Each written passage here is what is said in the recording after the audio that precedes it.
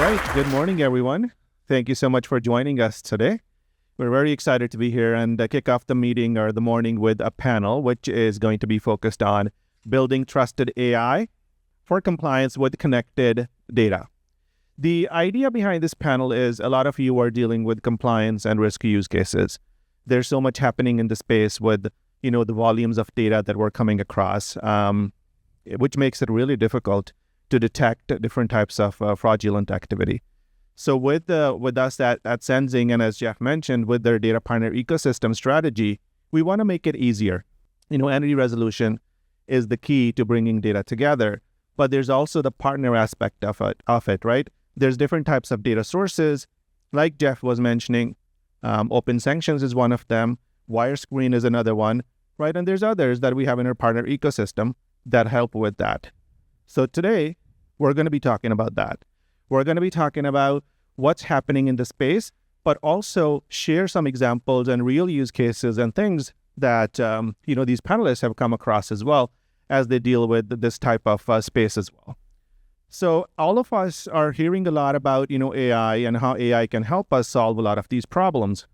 But as you heard from the keynote, AI is only as good as the data that's feeding it, right? So we have to make sure that we have not only the right data sources, but also the right capabilities to bring the fragmented data together. So we'll talk about that today.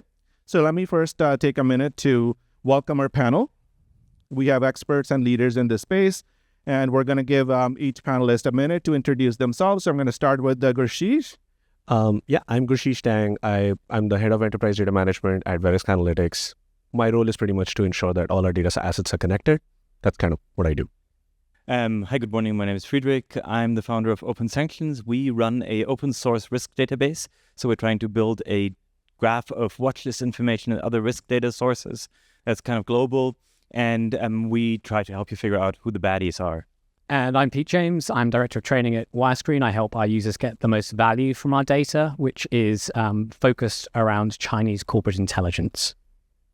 Thank you so much. And once again, welcome. So let's kick this off. We're going to start our first question, Gurshish, with you.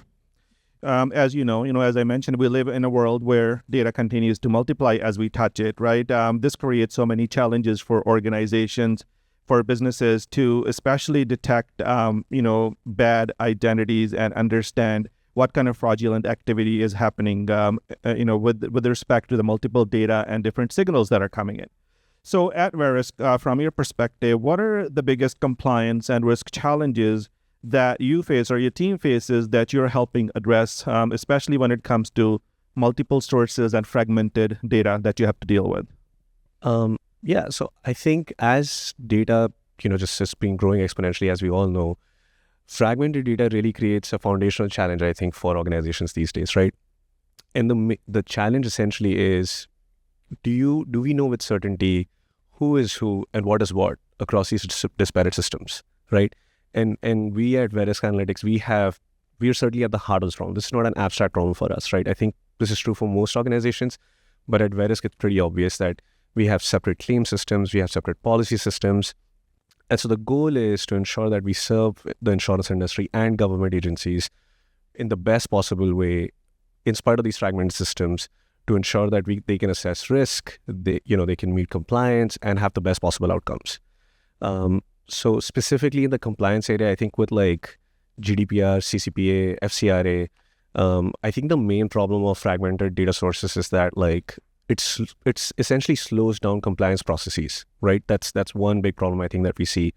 And then the other challenge I think we see is, which I think is more profound, is that it introduces, this fragmented data sort of introduces the risk of errors, which I think in today's day and age, consumers as customers, consumers as well as regulators, no one has the tolerance for errors, right? And so that I think is the bigger challenge. So we want to make sure that the data is accurate, it's right, it's timely available, it's contextual, people can make the right decisions, and so on and so forth. And then the second obvious challenge that we see at Verisk is, which is a big problem for the insurance industry, is fraud. And so unifying the data, what it does is essentially helps us pick up on these patterns pretty early, which then helps us, identify suspicious behavior pretty early, and makes sure that, we can identify fraud in a timely fashion, which seems to be a big problem in the insurance industry. And so we're really helping them solve that problem essentially by connecting data in time and with accuracy and speed. And Senzing is really helping us with that. Perfect. And maybe just to follow up onto that, right? Since you're talking about it, is you're also building an internal system, right, to bring it all together that helps different business units to be very agile and quick in detecting and making those decisions. Do you want to share a bit more about that? Yeah, absolutely. So specifically, we are building a referential data set for people and businesses where the goal is that would act as a common search platform across all our products. So, so the analogy that I often give is that we are sort of setting the center of the insurance industry where we serve back policy history, claims history for anybody that's looking to buy a PNC policy within the United States, right? And so you can think of that use case as as a fast search problem, right? Because we want to be able to we want to underwrite policies within a second, especially in the personal line space, right? And so we built this common search platform with a referential data set, which has 2 billion records in it. It's built out of Senzing. It's so fast that the search speed is about 600 milliseconds for any kind of search, which can have name, address, date of birth, potentially driver's licenses, multiple addresses, multiple names. My point here is that we are using Senzing not to solve an offline problem. We're using Senzing to solve an online problem, which is, I think, the big difference that I've seen so far. That's great. Thank you. Yes, I totally agree with you. I mean, it's all about speed and how quickly you can resolve these records because, as we all know, with all the data that, we get, there's a lot of risk that is associated with it, especially the bad actors that are trying to, get through the cracks. So it's all about catching that. Friedrich, for you, you deal with sanctions data, which is vital in ensuring organizations are mindful of who they are, doing business with, but also who they're not doing business with. So when sanctions data is incomplete or not connected, from your perspective, since, you work with bringing it all together as well yourself, so not only offering it to customers, but also bringing different data sets together, what is the risk for financial institutions when it's not really connected and together? Yeah, I feel like we're dealing as a company with like 3 different messes that we fight with every day, right? One is the mess that exists in the data that we're trying to identify risk in, and that's like what this day is about, right? The second is the mess that is the world that we live in, politically, as an environment to act in, right? And the third mess is government watch lists. Because when you think about government watch lists, they're built by underfunded bureaucracies that have a very sort of large mandate and small capacity to really describe the entities that you're not supposed to do business with.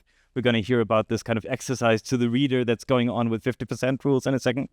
And like what we're trying to do is saying, okay, if we only take the material that exists from an open source, if we'd only take the stuff that is already available to the public and we just bring it together and we cross-reference it and we correlate it and we try to build the cleanest reference data set, what can we do with that asset, right? And like what we're really focused on is, building a data set that withstands public scrutiny, right? You can go to our website right now, you can look at the data, you can send us an email if it's incorrect, and oligarchs make use of that particular feature every day.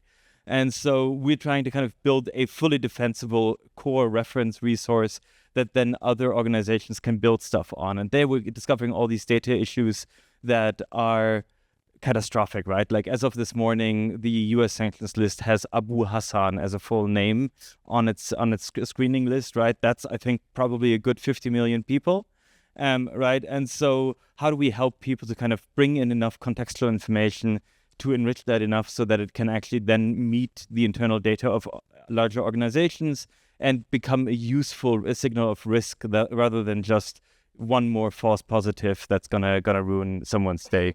And that's, I think, kind of the 3 messes. Perfect. All right. So Pete, moving on to your side. So you're from Wirescreen, and Wirescreen looks at corporate intelligence to help organizations be better aware of potential risks. A lot of risk specialists that I have come across in my dealings, they're looking for ways to use data that would help them automate the process to proactively detect and mitigate risk. Going back to what I said earlier, you want to detect it as soon as possible, not after the fact. So from your experience, why does entity resolution matter for enabling this process to do it smartly? Yeah, thank you for the question. So I think first I just double down on that idea of wanting to automate, particularly in a world where you have an increasing volume and breadth of data available, which is really helpful on the one hand, but really challenging. It goes back to the keynote, the kind of looking for a needle in a stack of needles. And I think that to do that effectively and to ensure you're not having a whole raft of false positives, misleading information, you need to ensure that those data sets are talking to each other effectively, that the entities are resolved and can be kind of brought together where that's possible. So with focusing on Chinese corporate data, that can be a particular challenge. So we mentioned watch lists. Watch lists will sometimes have a Chinese entity, but just with an English language name for them. And an English language name is not a unique identifier for Chinese corporate entities. So our team spend a lot of time trying to identify the right entity, the one that was intended to be watch listed, finding the actual unique identifiers, the Chinese language name, the social credit code associated with them. And once you can do that, you can get all of the associated firmographics that are important, the kind of registered telephone numbers, email addresses, the location, which can obviously then help you to combine that if you have multiple data sets that have some of those other identifiers within them.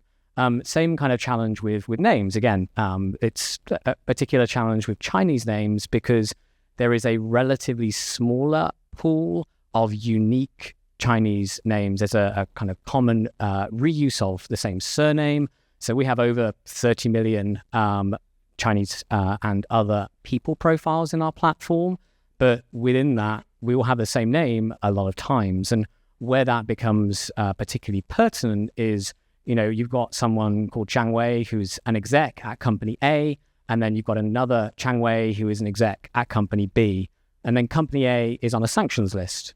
You want to know if those are the same person, so you can have that connection to the two companies or between the two companies as a red flag in any kind of due diligence. So without that entity resolution, you can't really get to the point of having the appropriate alerting system giving you true positives to be able to then process. Thank you. So this question is, any one of you can start and then the others can add. So the question is, again, this is something I often hear as well, which is, okay, so we understand, why this is important and what needs to be done, but then how do we go about it, right? So how do we start? Maybe what are the best practices or the first couple of steps that someone who's starting with compliance process automation, for example, right, to detect fraudulent activity, to detect bad actors, especially now with all the AI stuff happening. So you have to be a step ahead. So what would you recommend from your experience is maybe the first or couple of first steps to start with? We'll start with you since we have the mic. So I think first thing would be to kind of take a look at what are my risk indicators? And then do I have the right data sets to support me being able to find those risk indicators? So a process of kind of data review. And again, going back to Friedrich's comment, we were talking before we came on stage about this having been a relatively big week for Wirescreen with the Bureau of Industry and Security's IFR, which introduces the idea of the 50% rule, so long-established OFAC rule, being applied to entity-listed companies with a really particular nod to China and evasion practices. That means that not only do you need to look at the watch lists that have been issued by the BIS about the entity rule and their military end-user rules, but you also now need to look at corporate ownership structures to track down to find entities 50% owned, whether wholly by an entity-listed company or through joint venture structures, including with some sanctioned entities. Like, it's a whole layer of additional complexity that is going to require additional data sources for compliance. So I think that kind of need to review the data is a valuable first step so you can get the correct conclusions. Thank you. Anyone else wants to add something? Maybe one thing that I find interesting is technology is you can just do stuff. So see how bad it could be, right? Run your data, run your supplier list against sort of risk data and just see how much of a mess it creates. And then you can work backward from there and figure out what other data and information do I need to bring in there to qualify sort of like what I found and turn it into like actionable risk intelligence. Because I feel like whenever you do data work, right, unless you've kind of really looked into the thing and seen the way that it's going to fail and fall down, all the prep work you can do is sort of a little bit, lost resource, right? You want to see how bad is it if I do it unmitigated, and then you want to figure out like what filters can we set, what kind of extra information can we bring in, can we correlate with like third-party databases on top of things, so that it becomes actionable, that it becomes like a real indication of like what's going on and what you need to be advised of. Thank you. Gurshish, anything? Yeah, and I would say like start small. I think that's a big thing that I've seen people do, is that often compliance folks will just go after everything right off the bat. And I would say like start small, go after your high impact use cases and find some successes, right? And that helps you get some credibility, and then you can scale up, and it becomes quite easier in my view. Perfect. Thank you. So now let's shift gears to a bit more technical, right? Question, again, for you, probably not. For someone like me who doesn't deal, on a daily basis with risk and compliance stuff, maybe. So false positives, are a massive cost and drain on compliance teams. How does having a resolved entity view, let's say, of a customer rather than simply raw data matching? Because a lot of people think that if they can just bring data sources together, sometimes that's enough, but then you have to go a step further. You have to understand how they're linked together, for example, right? So they may not be the same record, but there's a hidden linkage that could point to something, which is especially important when you're doing auditing and compliance reviews and things like that. So how does that help with reducing, the volume of false positive in sanctions and in screening? So Friedrich, maybe we'll start with you. Yeah, sure. Like the process we've been on is to sort of like slowly like build a rough model of the world and then slowly build out more in-depth understanding of like additional aspects of it that help us understand a specific domain, right? So you brought up UCCS identifiers, right? The Uniform Social Credit Code of China, right? Like understanding all these like special bits and like modeling them as you go deeper into material. Because like once you can identify a few of those, right, they're really strong signal that you're dealing either with the right thing or that you've got the wrong thing in your kind of catch. And so for us, it's kind of been the slow process of like building a simple ontology of the world that allows us to kind of just talk about things in a basic term, and then going back in and filling in more stuff about like how do names work, how do names of different people and different cultures work. Beginning to understand, I think we're nowhere near where you are on CJK kind of names, beginning to understand that, beginning to understand sort of the legal realities in different countries, beginning to understand how do people in Dubai refer to a limited company versus in the United States, right? And like, slowly kind of bringing up the precision of like the way that we're able to model things. And I think that's probably the only way we can really get to false positives is by having enough kind of contextual information and like understanding of like the domain underneath. Great, thank you. So Pete, for you, there's a lot of talk, as I said, about AI, right? And using AI, especially in this space. But then as we've seen from the keynote and also in your experience, I'm sure you've come across the fear of hallucinations, right? And then making stuff up. So that's important, extremely important in compliance space. So from your perspective, talk about a bit about transparency and also explainability, right, of AI when it comes to compliance use cases. So what are some of the things that you would say are important and recommend everyone to pay attention to if they're thinking about using automated AI processes for compliance and fraud detection initiatives? Yeah, so I think first I would echo where I started, which is, the right data underneath is going to be very important. Again, we kind of saw that with the Pac-Man example. That is going to give you the right kind of outcome. And then I think, again, I would harken back the keynote with appropriate testing. So you are going to have a kind of cycle of data in, data out, and kind of verifying the results with data sets that you trust to be able to understand if your model is operating in the way that you expect it to do so. We take a lot of time with our customers to be able to explain where our processes might be relying on large language models for some of the kind of keyword matching, generating different industry classifications, for example, that's not directly feeding into necessarily a kind of red flag, but it's probably complementing someone's understanding of a different entity's focus, which might be part of the kind of compliance assessment that they're making.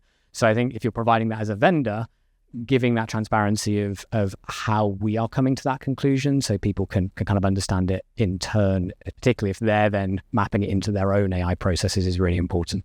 That's great. Yeah. And I think one thing I would add is, when you're bringing data together, it's important to share how this data is coming together, right? So it's not just, I am matching record A to record B, and that's pretty much it, kind of like a black box, which is what sometimes LLMs typically try to do. If people are trying to do that, it's very dangerous because you don't have that explainability feature, right? So I agree with everything that you just said along with this. So thank you. Gurshish, just bringing the two of these together, right? So false positives using AI, and in your experience and in your opinion, what would you say are things that people need to watch out for if they're thinking of using AI in compliance checks and compliance workflows to eliminate obviously false positives and hallucinations as a part of it? Yeah, I mean, using Senzing now for like 3 years in our space, like I think it's been fantastic, like, especially for false positives.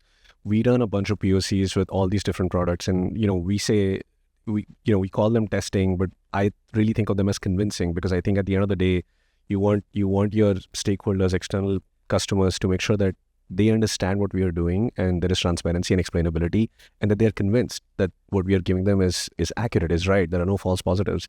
And we noticed that for each and every POC we ran, we were able to suppress 80% of all known false positives every time we ran a POC. So that was, absolutely fantastic.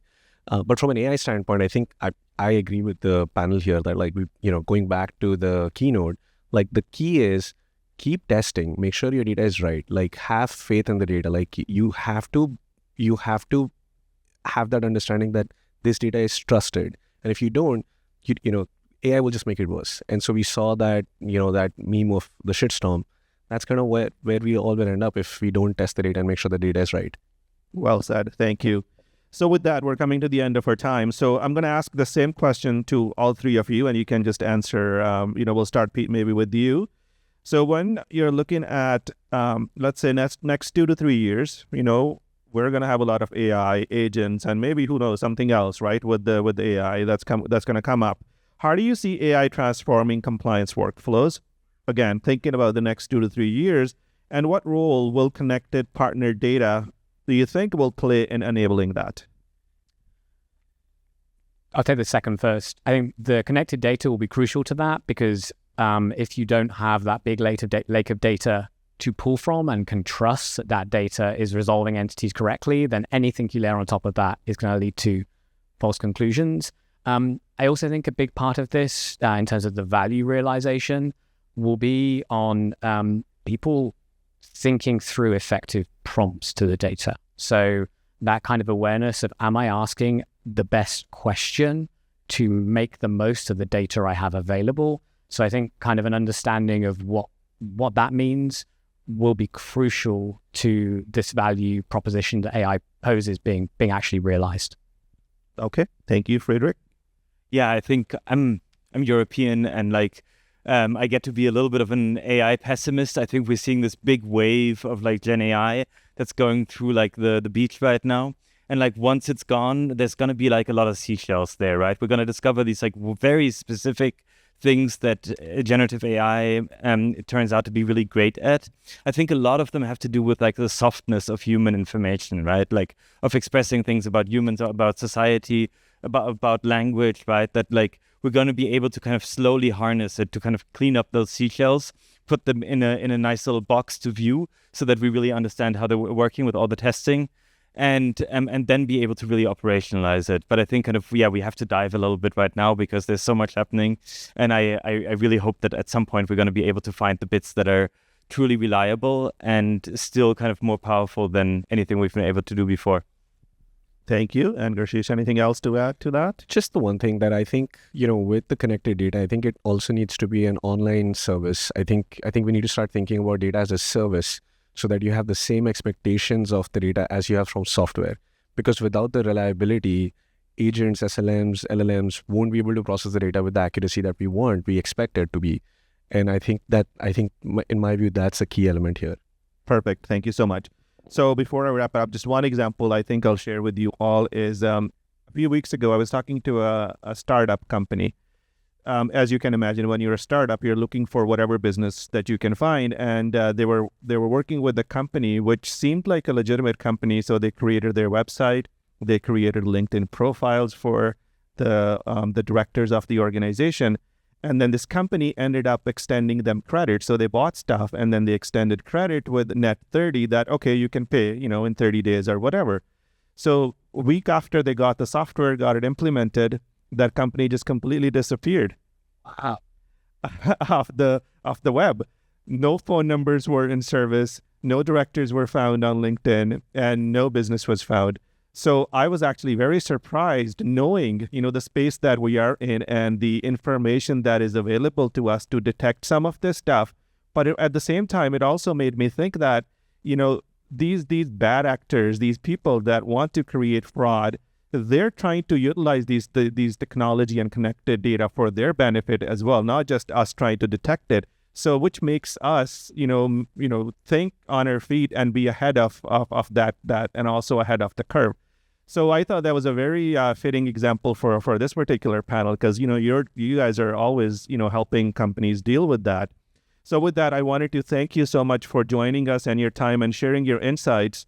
And if anyone has any questions for them, please connect with them during break. So they'll be here all day today. Thank you so much. Thank you.